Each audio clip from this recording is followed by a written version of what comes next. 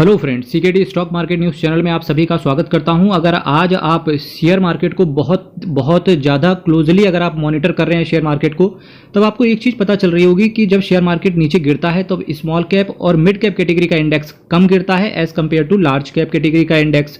ठीक है, ऐसे ही जब शेयर मार्केट ऊपर आता है तब लार्ज कैप कैटेगरी का इंडेक्स इतनी तेज़ी से ऊपर नहीं आता है जितनी तेज़ी से स्मॉल कैप कैटेगरी और मिड कैप कैटेगरी के जो इंडेक्स है वो ऊपर आ जाता है। तो इसका मतलब क्या है? इसका मतलब ये है कि इन्वेस्टर अब कहीं ना कहीं समझ गया है, साथ ही साथ 2020 के बाद से काफ़ी दुनिया बदल गई है और अब इन्वेस्टर्स को पता चल गया है शायद चीज़ें कि बेचने से काम नहीं चलेगा। अगर शेयर मार्केट गिरता है तो वापस से खरीदारी करी जाए। और इसी वजह से क्या हो गया कि लार्ज कैप कैटेगरी के चाहे शेयर्स हों, चाहे म्यूचुअल फंड्स हों, चाहे इंडेक्स हो, ये बैकफुट पर नजर आ रहा है। तो ऐसा ही कुछ डेटा भी हमारे सामने है कि देखिए स्मॉल कैप कैटेगरी के फंड्स ने लास्ट ईयर 24.57% का रिटर्न दिया, यानी कि 24.5% के आसपास का रिटर्न पिछले एक साल में उन्होंने बना करके दिया है। वहीं मिड कैप और लार्ज कैप ने, मिड कैप ने देखिए 21.22% और लार्ज कैप ने 12.84% का रिस्पेक्टिवली, यानी कि मिड कैप ने 21% के आसपास का रिटर्न दिया है और लार्ज कैप कैटेगरी ने 12.5% के आसपास का रिटर्न दिया है। भाई इन्वेस्टर्स को क्या चाहिए? इन्वेस्टर्स को चाहिए रिटर्न, वो स्मॉल कैप और मिड कैप कैटेगरी से आसानी से मिल रहा है। साथ ही साथ इन्वेस्टर अब ये भी समझ चुका है कि रिस्क तो कुछ नहीं है। अगर मार्केट गिरता है तो चाहे लार्ज कैप हो, चाहे स्मॉल कैप हो, चाहे मिड कैप हो, सभी गिरेंगे। अब तो कहीं ना कहीं मैं 3 बार, जो 25 अक्टूबर को जब मार्केट गिरा, चाहे वो 26 अक्टूबर को मार्केट गिरा, तो उसने ये भी धारणा गलत कर दी बड़े बड़े दिग्गजों की कि भाई जब शेयर मार्केट गिरता है तो स्मॉल कैप 70% टूट जाता है, मिड कैप 50% टूट जाता है, लार्ज कैप वहाँ केवल 10% टूटता है। जबकि 25 और 26 अक्टूबर ये दो ऐसे दिन थे जहाँ पर लार्ज कैप सबसे ज़्यादा गिरा, स्मॉल कैप सबसे कम गिरा और मिड कैप भी सबसे कम गिरा। तो इस वजह से कहीं ना कहीं ये सारी चीज़ें, जिस तरीके से दुनिया बदल रही है वैसे भी आपको भी बदलना पड़ेगा। और बदलने के साथ साथ मैं आपसे एक चीज़ कहना चाहूँगा कि अपने एसआईपी के अंदर कंसिस्टेंसी रखें। अगर शेयर मार्केट गिर गया है या आपका पोर्टफोलियो नीचे आ गया किसी तरीके से, तो कोशिश करें वहाँ पर गिरावट में इन्वेस्ट करने की चेष्टा करें। अगर शेयर मार्केट नहीं गिर रहा है या अगर आप नहीं खरीद पा रहे हैं तो शांति से बैठें। सितंबर 2023 में क्या हुआ कि स्मॉल कैप कैटेगरी के फंड्स के अंदर 2678 करोड़ का इन्फ्लो आया, मिड कैप में 2234 करोड़ का इन्फ्लो आया। वहीं लार्ज कैप कैटेगरी से लोग धीरे धीरे पैसा निकाल रहे हैं। ठीक, क्यों निकाल रहे हैं? सिंपल सी बात है मेरे भाई, चाहे इन्फोसिस हो, टीसीएस हो, हिंदुस्तान यूनिलीवर हो, आईटीसी लिमिटेड हो। फिलहाल आईटीसी से तो अच्छा रिटर्न आ गया था। चाहे इसके साथ साथ एचडीएफसी बैंक हो, एक्सिस बैंक हो, कोटक महिंद्रा बैंक हो, ये बढ़ ही नहीं रहे। वहीं अगर आप शेयर दूसरे देख लो, जोमेटो लिमिटेड को देखो, पिछले एक साल से डबल हो गया मेरे भाई। परसिस्टेंट सिस्टम को उठा के देख लो, कहाँ 1900 के आसपास ट्रेवल करता था, आज 5000 की ट्रेजेक्ट्री में है। एचएएल देख लो भाई, 100% रिटर्न देने के बाद में ऑलमोस्ट उसने फिर से अपना ब्रेकअप कर लिया, यानी कि स्प्लिट बोनस जो भी हुआ उस कंपनी के अंदर। ठीक, तो शेयर से धीरे धीरे जो स्मॉल कैप और मिड कैप कैटेगरी के शेयर से परफॉर्मेंस भी अच्छा दे रहे हैं, रिजल्ट्स भी कंपनी के अच्छे आ रहे हैं। तो भाई और इन्वेस्टर्स को क्या चाहिए? इन्वेस्टर्स को ये चाहिए, इन्वेस्टर्स को सिंपल सी बात है, अब वो इन्वेस्टर्स नहीं रहे, यानी कि अब वो इन्वेस्टर्स गुड्डू भैया नहीं रहे जो लिबिर करते थे। तो इसी वजह से आपसे कह रहा हूं मेरे भाई कि कंसिस्टेंसी के साथ मेंटेन करो। और दिवाली आ रही है, इस दिवाली जो 2023 की दिवाली है, कोशिश करें बहुत संभाल के, बहुत कंसिस्टेंसी के साथ इन्वेस्टमेंट करें, ताकि अगली दिवाली तक जो आपका पोर्टफोलियो, कोशिश करते हैं ना कि यार बताओ एक साल हो गया पोर्टफोलियो अभी भी नेगेटिव है, तो इस बार अपने पोर्टफोलियो की रीबैलेंसिंग करें एक तरीके से, ताकि धीरे धीरे अगली दिवाली तक आपका पोर्टफोलियो 30-35% के, एटलीस्ट मिनिमम बता रहा हूँ 30-35% कम से कम पॉजिटिव रिटर्न आ जाए। ठीक है, तो इस तरीके से रीबैलेंस करें। इसी तरीके से मैं आज आपके सामने कुछ म्यूचुअल फंड्स की बात करूंगा, जो आप उन म्यूचुअल फंड्स के ऊपर रिसर्च कर करके फिर आगे की तरफ चेष्टा कर सकते हैं। चलिए यहीं से बात करेंगे कुछ म्यूचुअल फंड्स की। चलिए वन बाय वन करके बात करते हैं। तो फ्रेंड्स देखिए, सबसे पहला जो मैंने आपके सामने म्यूचुअल फंड लिया है, ये एक थीम बेस्ड कैटेगरी का म्यूचुअल फंड है। तो कई बार इन्वेस्टर्स मानता नहीं है, उसे थीम बेस्ड कैटेगरी में इन्वेस्ट करना होता है। किसी को कंजम्पशन थीम पसंद होती है, किसी को कंज्यूमर ड्यूरेबल्स वाली थीम पसंद होती है, किसी को मेटल्स एंड माइनिंग वाली थीम पसंद होती है, किसी को टेक्नोलॉजी थीम पसंद है, किसी को हेल्थ केयर थीम पसंद है। कबीरा इस संसार में भांति भांति के लोग। तो मैं हर इंसान के लिए आज की वीडियो में, हर इंसान के लिए, हर कैटेगरी, जो भी आप हैं, जिस भी कैटेगरी के अंदर आप आते हैं, आप देख लेना आप किस कैटेगरी के अंदर आते हो, मैं हर म्यूचुअल फंड्स के बारे में बात करने वाला हूं। Canara Robeco consumer trend fund direct plan growth की बात करेंगे तो बेहतरीन म्यूचुअल फंड है कंजम्पशन एंड ड्यूरेबल सेक्टर के अंदर। 1174 करोड़ का इसका एसेट साइज है। 0.89% का ये आपसे एक्सपेंस रेशियो चार्ज करके चल रहे हैं। 3.97% का कैश होल्ड करके चल रहे हैं। S&P BSE 100 total return index को ये बेंचमार्क की तरह फॉलो करते हैं। हमेशा कोशिश करें कि आप ग्रोथ प्लान के साथ रहें। एक साल के अंदर निकलने की कोशिश करेंगे तो आपसे 1% का एग्जिट लोड भी पड़ेगा, और ठीक है। और इसके साथ साथ ये भी कोशिश करें कि अगर आप रेगुलर प्लान के अंदर हो तो उसको अवॉइड करने की कोशिश करें, डायरेक्ट प्लान के अंदर इन्वेस्टमेंट करने की चेष्टा करें। अब आपके पास जब आप रेगुलर प्लान लेते हो तब आपके पास एक म्यूचुअल फंड डिस्ट्रीब्यूटर होता है, वो कहीं ना कहीं आपको म्यूचुअल फंड खरीदवाने के लिए एडवाइस करता है। तो अगर आपके पास जब रेगुलर प्लान से डायरेक्ट प्लान पे आओगे तब आपके पास म्यूचुअल फंड डिस्ट्रीब्यूटर नहीं रहेगा, तो उस केस में आपको एक अच्छे फाइनेंशियल एडवाइजर को हायर करना पड़ेगा ताकि वो बताए आपको फंड्स, ठीक है। क्योंकि फाइनेंशियल एडवाइजर आपसे एक साल में एक बार फीस लेगा, या एक बार आपका डाउट आएगा तो वो एक बार में फीस चार्ज कर लेगा। तो एटलीस्ट यहाँ पर क्या होता है, रेगुलर प्लान के अंदर आपकी ही SIP से उसको पेमेंट होता है, मैक्सिमम आपका एक्सपेंस रेशियो भी चार्ज किया जाता है, और डायरेक्ट प्लान से आपको रिटर्न भी कम मिल रहा होता है। तो ये सारी चीज़ें हैं, तो कृपया सोच समझ के इन्वेस्ट करें। 10 साल में बात करेंगे तो 464% का रिटर्न इन्होंने पिछले 10 साल में अपने इन्वेस्टर्स को बना के दिया है। 3 महीने में देखिए 1.44% का एब्सोल्यूट रिटर्न इन्होंने साथ ही साथ बना के दिया है। अगर हम इस म्यूचुअल फंड की बात करेंगे यानी कि कंज्यूमर ड्यूरेबल्स में कौन सा टॉप की कैटेगरी का म्यूचुअल फंड्स है, वो है निपॉन इंडिया का कंज्यूमर ट्रेंड फंड्स। पर मैंने उस म्यूचुअल फंड को नहीं रखा है। क्यों नहीं रखा है? क्योंकि निपॉन इंडिया का जो कंजम्पशन फंड है उसका जो एक्सपेंस रेशियो 1% से ऊपर है, तो इस वजह से मैंने यहाँ पर सेलेक्ट किया है ऐसा म्यूचुअल फंड जिसका रिटर्न भी कंसिस्टेंसी के साथ आ रहा हो, प्लस एक्सपेंस रेशियो भी उसका मिनिमल हो, Canara Robeco consumer trends fund. चलिए नेक्स्ट म्यूचुअल फंड पर चलते हैं। इसी सीरीज में जो मैंने आपके सामने नेक्स्ट म्यूचुअल फंड रखा हुआ है, ये एक इंफ्रास्ट्रक्चर सेक्टर से रिलेटेड थीम है। तो कई बार जो मेरे से मिलते हैं या जिनका व्हाट्सएप पे मैसेजेस वगैरह आते हैं, तो वो कई बार डिमांड करते हैं कि यार इंफ्रास्ट्रक्चर के कुछ बेस्ट फंड्स क्या क्या हैं। तो इंफ्रास्ट्रक्चर सेक्टर पे मैं देख रहा हूँ काफ़ी सारे इन्वेस्टर्स का भरोसा बढ़ रहा है। तो क्योंकि देखिए भाई, किसी भी कंट्री का अगर ग्रोथ होना है तो सबसे पहले इंफ्रास्ट्रक्चर को डेवलप होना जरूरी है, और जब इंफ्रास्ट्रक्चर डेवलप हो जाएगा तब ट्रांसपोर्ट एंड लॉजिस्टिक्स की बारी आती है। क्योंकि इंफ्रास्ट्रक्चर डेवलप क्यों किया जाता है? क्योंकि ताकि transport, logistics and supply chain का ईजिली तरीके से काम हो सके, ठीक है। इन्वेस्को इंडिया इंफ्रास्ट्रक्चर फंड की बात करेंगे तो 617 करोड़ का इसका असेट साइज है, 0.91% का ये एक्सपेंस रेशियो चार्ज करके चल रहे हैं, 3.12% का ये कैश होल्ड करके चल रहे हैं। S&P BSE India infrastructure total return index को ये बेंचमार्क की तरह फॉलो करते हैं। एक साल के अंदर निकलने की कोशिश करेंगे 10% से ज़्यादा की अगर आप यूनिट बेच देंगे तब आपसे इस केस में 1% का एग्जिट लोड पड़ जाएगा। रिटर्न की बात करेंगे तो देखिए 10 साल में 594% का रिटर्न इन्होंने बना के दिया है। तो जो लोग स्मॉल कैप कैटेगरी के म्यूचुअल फंड्स में इन्वेस्ट करते हैं या मिड कैप कैटेगरी के म्यूचुअल फंड्स में इन्वेस्ट करते हैं तो उन्हें लग रहा होगा कि यार 10 साल में 594% का रिटर्न डेफिनेटली कम है। पर वहीं जो दूसरे इन्वेस्टर हैं, लाइक जो फिक्स डिपॉजिट से निकल के बाहर आ रहे हैं, या जो रेकरिंग डिपॉजिट में पहले इन्वेस्टमेंट या RD में पहले इन्वेस्टमेंट करते थे उनसे बाहर निकल के आ रहे हैं, जो लोग पहले LIC में इन्वेस्ट करते थे या जो लोग पोस्ट ऑफिस की स्कीम्स वगैरह में इन्वेस्ट करते थे, वो उस कैटेगरी से जो लोग निकल के बाहर आ रहे हैं, तो उन लोगों के लिए 10 साल में 594% का रिटर्न एटलीस्ट माइल स्टोन है, ठीक है। चलिए नेक्स्ट म्यूचुअल फंड पर चलते हैं। तो देखिए यहाँ से जो मैंने आपके सामने नेक्स्ट म्यूचुअल फंड रखा हुआ है वो रखा हुआ है HSBC small cap fund direct plan growth. अब देखिए इन्वेस्टर्स का डाउट आ सकता है कि इससे पहले मैंने इंफ्रास्ट्रक्चर फंड के बारे में बताया तो लोग कहेंगे कि भाई ट्रांसपोर्ट एंड लॉजिस्टिक्स सेक्टर वाले म्यूचुअल फंड्स के बारे में भी बताइए। तब इस केस में आपको UTI transport and logistics fund पर गौर करना चाहिए। आप मेरी मल्टीबैगर म्यूचुअल फंड्स पर विजिट कीजिएगा, थोड़ा सा स्क्रॉल करेंगे तो वहां पर UTI transport and logistics fund के बारे में आपको इन डेप्थ एनालिसिस मिल जाएगा। अब जो मैंने नेक्स्ट म्यूचुअल फंड रखा हुआ है ये देखिए स्मॉल कैप कैटेगरी से है, HSBC small cap fund direct plan growth. ये तो उनके लिए है जिनकी मेंटोस जिंदगी है, यानी कि जो लोग ऑलरेडी म्यूचुअल फंड में काफी वर्षों से इन्वेस्टमेंट कर रहे थे या जो जिनका पैसा already HSBC small cap fund में पड़ा हुआ है, तो वो लोग ऐसी इस तरीके के म्यूचुअल फंड्स में एक्सप्लोर कर सकते हैं चीजें।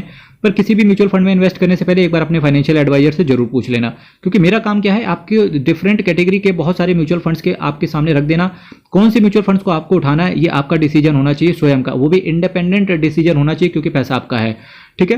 तो वहीं जैसे जो नए इन्वेस्टर हैं उन्हें कहाँ से स्टार्ट करना चाहिए? मेरे ख्याल से मेरे भाई जो नए इन्वेस्टर हैं उन्हें SBI से स्टार्ट करना चाहिए, यानी कि SBI small cap mutual fund direct plan growth से स्टार्ट करना चाहिए जो लोग नए इन्वेस्टर हैं, ठीक है। हालांकि SBI स्मॉल कैप फंड से इस समय काफ़ी कम रिटर्न आ रहा है, क्योंकि सिंपल सी बात है SBI स्मॉल कैप का म्यूचुअल फंड अभी खराब नहीं हुआ है। सिंपल सी बात है वो बहुत ज़्यादा डिफेंसिव चले गए, यानी कि फंड तो स्मॉल कैप कैटेगरी का है इस समय, पर उन्होंने मेजर स्टेक लार्ज कैप और मिड कैप के अंदर डाल दिया। इस वजह से SBI स्मॉल कैप का रिटर्न कम हो गया है। 11,650 करोड़ का HSBC स्मॉल कैप फंड का असेट साइज है, 0.71% का ये एक्सपेंस रेशियो चार्ज करके चल रहे हैं, 1.18% का ये कैश होल्ड करके चल रहे हैं। Nifty small cap 250 total return index को इन्होंने बेंचमार्क के तौर पे ले रखा है, 1 साल के अंदर निकलने की कोशिश करेंगे। 10% से ज़्यादा की अगर आपने यूनिट बेच दिए तो इस केस में आपसे 1% का अलग से एग्जिट लोड पड़ जाएगा। रिटर्न की बात करेंगे तो बहुत बेहतरीन रिटर्न इस म्यूचुअल फंड ने बना के दिया था पिछले 3 सालों में। तो रिटर्न देखिए 3 साल का 188% का रिटर्न, 5 साल में बात करेंगे 165% का रिटर्न। मतलब मेरे भाई किसी बंदे ने केवल 1 लाख रुपए डाला होता, ठीक है, तब उसका जस्ट आज से 5 साल पहले तो 1,65,000 रुपये केवल रिटर्न के तौर पे बना होता। ओवरऑल कैपिटल के साथ बात करेंगे तो 2,65,000 रुपया हो गया होता 3 महीने में। अभी भी इस म्यूचुअल फंड का, जहां SBI स्मॉल कैप पे चले जाएंगे, अगर आप HDFC स्मॉल कैप पे चले जाएंगे, इवन आप निप्पॉन इंडिया स्मॉल कैप पे चले जाओगे, इवन अगर आप क्वांट के स्मॉल कैप पर चले जाओगे, जो कि दिग्गज है भाई साहब म्यूचुअल फंड के, वो भी स्मॉल कैप कैटेगरी के क्षेत्र में, जिन म्यूचुअल फंड्स का भी मैंने नाम लिया, फिर भी इस HSBC स्मॉल कैप फंड ने 3 महीने में 7.33%, अभी भी ये 3 महीने के अंदर पॉजिटिव हैं। यानी कि शेयर मार्केट अगर 10-15% और भी अगर इंडेक्स खड़बड़ा जाए या नीचे आ जाए, तब भी मेरे ख्याल से इनका फ्लैट हो जाएगा, पर शायद नेगेटिव ना जाए। तो देखिए ये होता है एक अच्छे म्यूचुअल फंड के अंदर इन्वेस्ट करना। चलिए नेक्स्ट म्यूचुअल फंड पर चलते हैं। फ्रेंड्स देखिए, अगर आप मेरे से पर्सनल बात करना चाहते हैं तो यूट्यूब के अबाउट सेक्शन में जाना, वहाँ पर मैंने मोबाइल नंबर भी डाला हुआ है ताकि आप मेरे से व्हाट्सएप पे डायरेक्टली कनेक्ट कर सकते हो, ठीक है। पर डिस्क्लेमर पूरा पढ़ लेना अच्छे से। जो मैंने नेक्स्ट म्यूचुअल फंड रखा हुआ है स्मॉल कैप कैटेगरी से ही रखा हुआ है, axis small cap fund direct plan growth. ये भी एक बेहतरीन म्यूचुअल फंड है। कई सारे इन्वेस्टर्स का कंट्रोवर्सी इस म्यूचुअल फंड से रिलेटेड हो गया है कि भाई रिटर्न बना के नहीं दे रहा, पर एटलीस्ट मुझे लगता है अभी इस म्यूचुअल फंड को टाइम देना चाहिए, क्योंकि कुछ खास चीज़ें नहीं बिगड़ी हैं। 16,175 करोड़ का इनका असेट साइज है, 0.54% का एक्सपेंस रेशियो है, नेगेटिव है 0.13% की कैश होल्डिंग, यानी कि ओवरड्राफ्ट वगैरह है। Nifty small cap 250 total return index को ये बेंचमार्क की तरह फॉलो करते हैं। 12 महीने के अंदर निकलने की कोशिश करेंगे, और 10% से ज़्यादा की अगर आपने यूनिट बेच दिए तब इस केस में आपसे 1% का एग्जिट लोड पड़ जाएगा। और मैं आपसे हमेशा कहता हूं मेरे भाई, आपसे मैं हमेशा कहता हूं कि कोशिश करें कि आप डायरेक्ट प्लान के साथ रहें और ग्रोथ प्लान आपके पास होना चाहिए। 5 साल में देखिए 224% का रिटर्न 5 साल में। भाई साहब 1 लाख रुपए को 2,24,000 रुपये 5 साल में कर दिया, यानी कि ओवरऑल कैपिटल के साथ बात करेंगे 1 लाख रुपए के 3,24,000 रुपये बना दिया।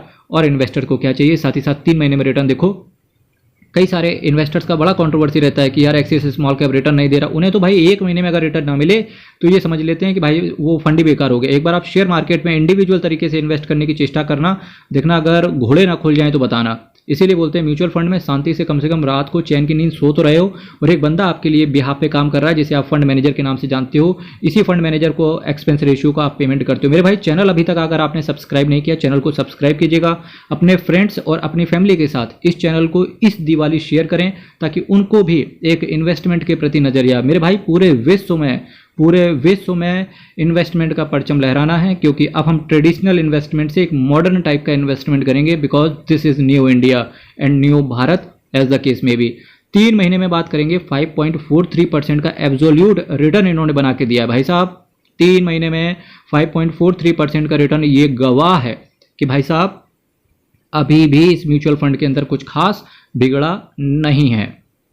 अब पॉसिबिलिटी ये है कि कई सारे इन्वेस्टर्स का डाउट आ सकता है कि सिक्योरिटी जी आपने तो केवल HSBC स्मॉल कैप का नाम लिया, ठीक है, आपने तो केवल क्वांट का नाम लिया, आप मेरे पास तो DSP स्मॉल कैप है, मेरे पास तो महिंद्रा मनुलाइफ का स्मॉल कैप है, मेरे पास तो टाटा का स्मॉल कैप है, मेरे पास तो कोटक का स्मॉल कैप है, मेरे पास तो निप्पॉन इंडिया का स्मॉल कैप है, मेरे पास तो SBI का स्मॉल कैप है, मेरे पास एडेलवाइस का स्मॉल कैप है, मेरे पास तो कैनरा रोबेको का स्मॉल कैप है, मेरे पास तो बैंक ऑफ इंडिया का स्मॉल कैप है, मेरे पास तो यूनियन बैंक ऑफ इंडिया का स्मॉल कैप है, मेरे पास तो HDFC का स्मॉल कैप है। उनका क्या होगा मेरे भाई, वो सारे म्यूचुअल फंड्स अच्छे हैं, पर चूंकि मुझे एक बास्केट के अंदर एक म्यूचुअल फंड डालना होता है, इस वजह से मैं डिफरेंट कैटेगरी के डिफरेंट म्यूचुअल फंड्स कभी कभी रख लेता हूं, और ये भी म्यूचुअल फंड बेस्ट है। और कोशिश करता हूं कि म्यूचुअल फंड्स का रिव्यू भी हो जाए, साथ ही साथ जो क्वार्टरली रिजल्ट्स इस समय बहुत तेजी से चल रहे हैं, यानी कि Q2 FY24 के रिजल्ट्स चल रहे हैं, इसकी वजह से फंड्स के अंदर बहुत ज़्यादा बदलाव चल रहा है, क्योंकि जिनके रिजल्ट्स खराब हो रहे हैं उनके अंदर म्यूचुअल फंड्स या फंड मैनेजर्स स्टेक को कम कर रहे हैं। तो इस वजह से कोशिश कर रहा हूँ बहुत फास्ट फॉरवर्ड मोड में काफ़ी सारे म्यूचुअल फंड्स की एक साथ चर्चा हो जाए। इसके साथ साथ अगर मैं बात करने की यहाँ से चेष्टा करूँ तो Kotak emerging equity fund, Kotak asset management company बहुत ही बेहतरीन असेट मैनेजमेंट कंपनी है। कोटक एमर्जिंग इक्विटी फंड की बात करेंगे 31,388 करोड़ का इनका असेट साइज भी है, 0.37% का एक छोटा सा एक्सपेंस रेशियो ये चार्ज करके चल रहे हैं, 5.95% का ये कैश होल्ड करके चल रहे हैं। Nifty mid cap 150 total return index को ये बेंचमार्क की तरह फॉलो करते हैं। 365 दिन के अंदर निकलने की कोशिश करेंगे, 10% से ज़्यादा की यूनिट बेच देंगे, तब आपसे इस इस केस में 1% का अलग से एग्जिट लोड पड़ जाएगा। 10 साल में देखिए 762% का रिटर्न, 3 महीने में देखिए 4.15% का रिटर्न एब्सोल्यूट इन्होंने बना के दिया है। यानी कि चाहे शॉर्ट टर्म में बात करें चाहे लॉन्ग टर्म में बात करें, रिटर्न इस म्यूचुअल फंड्स के कंसिस्टेंसी के साथ डिलीवर करके आया है। फ्रेंड्स देखिए जो मैंने आपके सामने नेक्स्ट म्यूचुअल फंड रखा हुआ है, इसका नाम है Edelweiss mid cap direct plan growth. 3,797 crore का इसका असेट साइज है। बहुत छोटा सा आपसे ये एक्सपेंस रेशियो चार्ज करके चल रहे हैं, जो कि है 0.44% का, 0.59% का ये कैश होल्ड करके चल रहे हैं। 90 दिन के अंदर निकलने की कोशिश करेंगे तो 1% का एग्जिट लोड पड़ जाएगा। तो कृपया करके वही पैसा लेकर के आएं जो आपको एटलीस्ट 90 दिन के अंदर जरूरत ना हो, क्योंकि बाई चांस अगर 90 दिन के अंदर स्टॉक मार्केट शॉर्ट टर्म में खड़बड़ा गया तब आपके साथ क्या हो जाएगा, अल्टीमेटली आप पैसा बाहर निकालने की कोशिश करेंगे, रिटर्न तो आपको वैसे भी नहीं मिला था, 1% का अलग से एग्जिट लोड भी पड़ जाएगा, तो दिक्कत हो जाएगी। तो इस वजह से शेयर मार्केट हो चाहे म्यूचुअल फंड हो, वही पैसा लगाएं जो एटलीस्ट 1-1.5 साल कम से कम टाइम दें। 10 साल में बात करेंगे 698% का रिटर्न दिया है। 3 महीने में देखिए 5.03% का रिटर्न आया है। बहुत ही बेहतरीन ये भी म्यूचुअल फंड है। फ्रेंड्स देखिए जो मैंने आपके सामने नेक्स्ट म्यूचुअल फंड लिया है वो एक कॉन्ट्रा फंड से रिलेटेड है, SBI Contra fund direct plan growth. और कॉन्ट्रा फंड के अंदर एसबीआई कॉन्ट्रा फंड टॉपर है। 8,340 करोड़ का इसका असेट साइज है। 0.77% का ये एक्सपेंस रेशियो चार्ज करके चल रहे हैं। 1.30% का ये कैश होल्ड करके चल रहे हैं। प्लान आपका ग्रोथ है S&P BSE 500 total return index को बेंचमार्क की तरह फॉलो करते हैं। 1 साल के अंदर निकलने की कोशिश करेंगे तो 1% का आपके सामने एग्जिट लोड आ जाएगा। 10 साल में 420% का रिटर्न दिया। चूंकि ये एक म्यूचुअल फंड जो है लार्ज कैप कैटेगरी का म्यूचुअल फंड है, यानी कि मेजर स्टेक लार्ज कैप्स के अंदर जाता है, तो इस वजह से रिटर्न इसका कम हो जाता है, पर एटलीस्ट इंडेक्स फंड से तो काफी बेटर इसका रिटर्न है। 3 महीने में देखिए 2.83% का अभी भी ये पॉजिटिव है। ठीक है, बहुत सारे इन्वेस्टर्स को एक थीम पसंद आती है जो कि है फार्मास्यूटिकल सेक्टर, यानी कि फार्मा सेक्टर, तो उसी से रिलेटेड म्यूचुअल फंड की बात करेंगे। तो देखिए Nippon India pharma fund direct plan growth बहुत ही बेहतरीन फार्मा सेक्टर के अंदर इन्वेस्टमेंट करने के लिए इस म्यूचुअल फंड को आप देख सकते हो, पर बट बिफोर पूरा रिव्यू इसका देख लेना और डिसीजन स्वयं से लेना। 5,687 करोड़ का इसका असेट साइज है। 0.99% का ये एक्सपेंस रेशियो आपसे चार्ज करके चल रहे हैं। 3.92% का ये कैश होल्ड करके चल रहे हैं। प्लान आपके साथ ये ग्रोथ है। देखिए कभी भी अगर आप थीम बेस्ड कैटेगरी के अंदर म्यूचुअल फंड में इन्वेस्ट करें, मैं बताता हूँ, जब भी आप एक स्मॉल कैप कैटेगरी या मिड कैप कैटेगरी या फ्लेक्सी कैप कैटेगरी या लार्ज कैप कैटेगरी या large and mid cap category या टैक्स सेवर फंड, यहाँ पर आप SIP करें। जब आप एक म्यूचुअल फंड पकड़ो वो भी थीम बेस्ड से रिलेटेड, तब उस जगह आपको केवल लमसम करना चाहिए। चाहे 5,000 का लमसम कर दो या 10,000 का लमसम कर दो, फिर उसको छोड़ दो। ठीक है, 1 महीने के अंदर निकलने की कोशिश करेंगे तो 1% का आपके सामने एग्जिट लोड आएगा। 10 साल में देखिए 402% का रिटर्न, 3 महीने में देखिए 1.33% का पॉजिटिव रिटर्न। अभी मैंने आपके सामने जो कॉम्बो रखा है वो लार्ज और मिड कैप कैटेगरी का एक कॉम्बो रखा हुआ है। ये भी म्यूचुअल फंड एक बेहतरीन है, Canara Robeco emerging equity fund direct plan growth. 18,063 crore का इसका असेट साइज है। 0.58% का ये एक्सपेंस रेशियो चार्ज करके चल रहे हैं। 4.51% का ये कैश होल्ड करके चल रहे हैं। Nifty large and mid cap 250 total return index को इन्होंने बेंचमार्क के तौर पर रखा हुआ है। और प्लान आपका ग्रोथ है। 1 साल के अंदर निकलने की कोशिश करोगे तो 1% का अलग से आपके सामने एग्जिट लोड देखने को मिलेगा। और 10 साल में 683% का रिटर्न इन्होंने बना के दिया है। 3 महीने में देखिए 0.04% का रिटर्न उन्होंने बना के दिया। सिंपल सी बात है, रिटर्न इस वजह से कम हो गया है क्योंकि लार्ज कैप कैटेगरी की 25 अक्टूबर के बाद से बहुत ज़्यादा धुलाई हो गई है। अभी last but not the least आपके सामने जिस म्यूचुअल फंड की बात कर रहा हूँ इसका नाम है quant mid cap fund direct plan growth. 3,140 crore का इसका असेट साइज है। 0.76% का ये आपसे एक्सपेंस रेशियो चार्ज करके चल रहे हैं। 28.70% का ये कैश होल्ड करके चल रहे हैं। 3 महीने के अंदर निकलने की कोशिश करेंगे। 0.50% का ये एग्जिट लोड आपसे चार्ज करके चलेंगे। और 10 साल में देखिए 451% का रिटर्न, डेफिनेटली आपको कम लग रहा होगा, पर शॉर्ट टर्म में देखिए 5 साल में 220% का रिटर्न, 3 साल में पैसे को 1.5 गुना से ऊपर कर दिया और 1 साल में 24% का एब्सोल्यूट है। 3 महीने में 7.64% का रिटर्न। भाई साहब 3 महीने में 7.64% का रिटर्न। भाई बैंक में FD कराने जाओ ना तो 1 साल में 7.5% के आसपास का रिटर्न मिलता है, वो भी FD पे। ये तो केवल 3 महीने में रिटर्न प्रोवाइड करके दे रहा है, तो इससे अच्छा म्यूचुअल फंड कौन सा हुआ। मेरे भाई चैनल को सब्सक्राइब कीजिएगा। हर हर महादेव, अयप्पा शरणम, हरि शरणम। बहुत बहुत धन्यवाद। कोई कमेंट हो यहाँ पर कमेंट कीजिएगा विद इन 1 मंथ, क्योंकि कमेंट बहुत सारे आते हैं तो इस वजह से लाइन अप रहती हैं चीज़ें, तो कमेंट कर दीजिएगा, रिप्लाई आपको मिल जाएगा, उसकी आप टेंशन मत लेना। हर हर महादेव अगेन, अयप्पा शरणम, हरि शरणम। बहुत बहुत धन्यवाद और दिवाली बहुत अच्छे से मनाएं। बहुत बहुत धन्यवाद।